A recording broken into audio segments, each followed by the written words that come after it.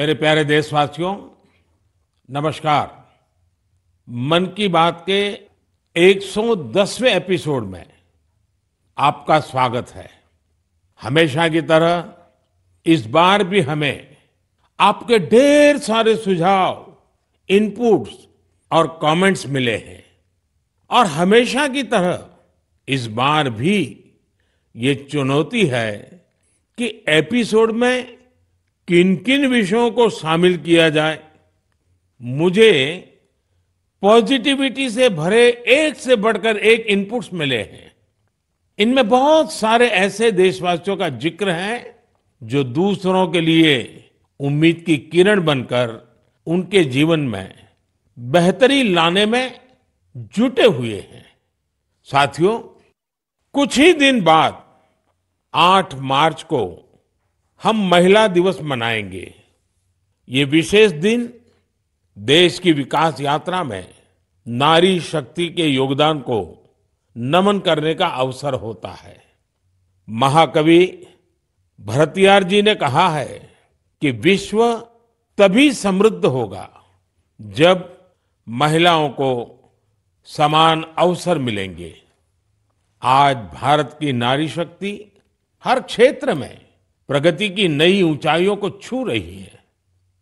कुछ वर्ष पहले तक किसने सोचा था कि हमारे देश में गांव में रहने वाली महिलाएं भी ड्रोन उड़ाएंगी, लेकिन आज ये संभव हो रहा है।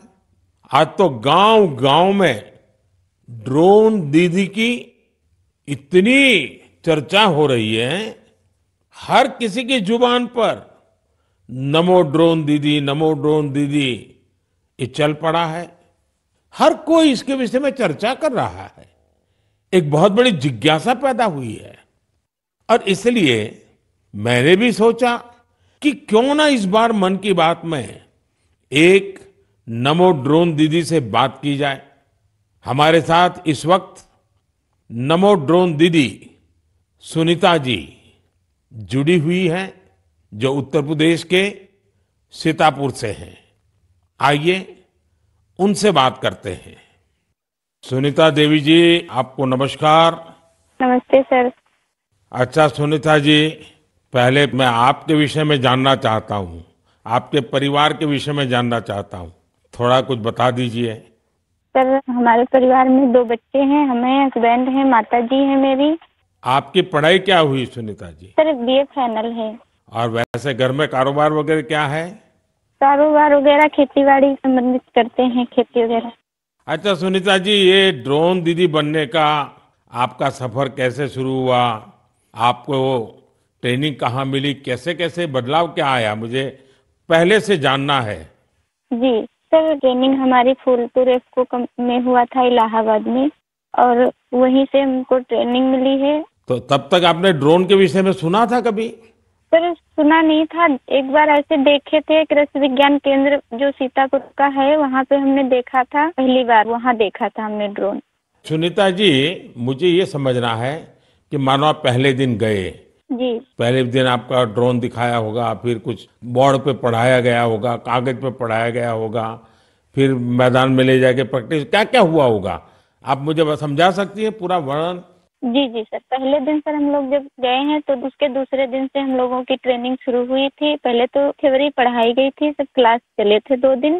क्लास में ड्रोन में क्या क्या पार्ट हैं, कैसे कैसे आपको क्या क्या करना है, ये सारी चीजें थ्योरी में पढ़ाई गई थी। तीसरे दिन सर हम लोगों का पेपर हुआ था। उसके बाद में फिर सर एक कंप्यूटर पे भी पेपर हुआ था। मतलब पहले क्लास चला, उसके बाद में टेस्ट लिया गया, फिर प्रैक्टिकल करवाया गया था हम लोगों का। मतलब ड्रोन कैसे उड़ाना है, कैसे कैसे मतलब आपको कंट्रोल कैसे संभालना है, हर चीज सिखाई गई थी प्रैक्टिकल के तौर में। फिर ड्रोन काम क्या करेगा, वो कैसे सिखाया? सर, ड्रोन काम करेगा कि जैसे अभी फसल बड़ी हो रही, बरसात का मौसम या कुछ भी, ऐसे बरसात में दिक्कत होती, खेत में फसल में हम लोग घुस नहीं पा रहे हैं, तो कैसे मजदूर अंदर जाएगा। तो इसके माध्यम से बहुत फायदा किसानों को होगा और वहाँ खेत में घुसना भी नहीं पड़ेगा। हमारा ड्रोन जो हम मजदूर लगा के अपना काम करते हैं, वो हमारा ड्रोन से मेड़ पे खड़े होके हम अपना वो कर सकते हैं। कोई कीड़ा मकोड़ा अगर खेत के अंदर है उससे हमें सावधानी भी बरतनी रहेगी, कोई दिक्कत नहीं हो सकती है। और किसानों को भी बहुत अच्छा लग रहा है सर। हमने 35 एकड़ स्प्रे कर चुके हैं अभी तक। तो किसानों को भी समझ है कि इसका फायदा है।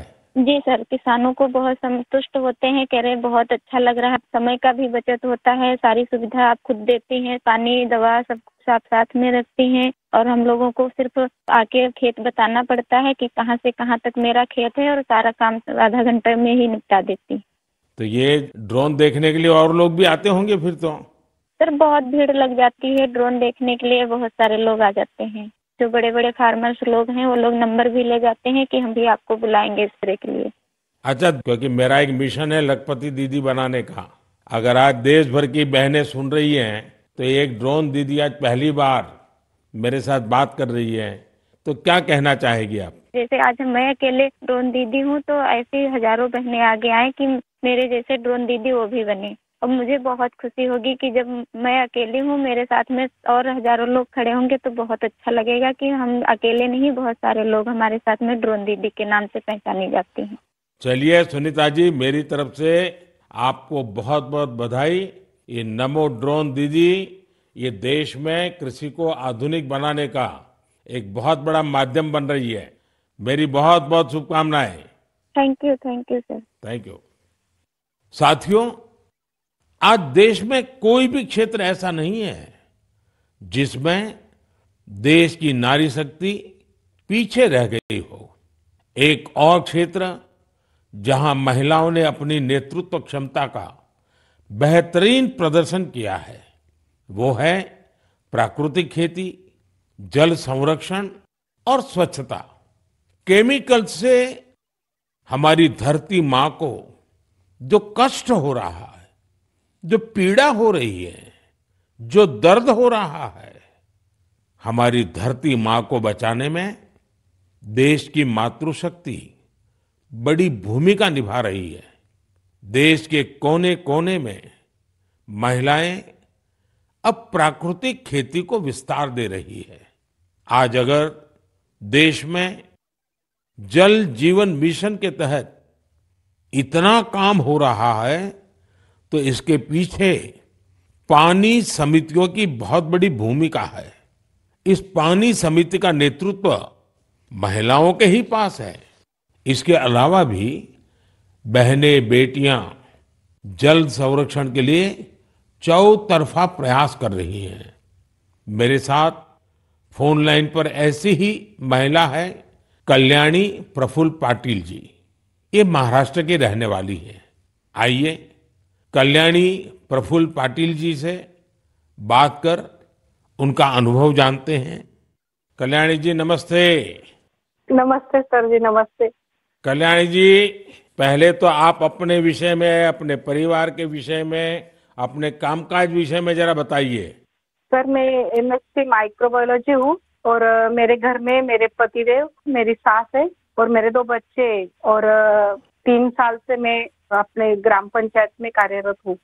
और फिर गांव में खेती के काम में लग गई क्योंकि आपके पास बेसिक नॉलेज भी है, आपकी पढ़ाई भी क्षेत्र में हुई है और अब आप खेती में जुड़ गई हैं। तो क्या क्या नए प्रयोग किए हैं आपने? सर हमने जो 10 प्रकार के हमारी वनस्पति है उसको एकत्रित करके उससे हमने ऑर्गेनिक फवारनी बनाया।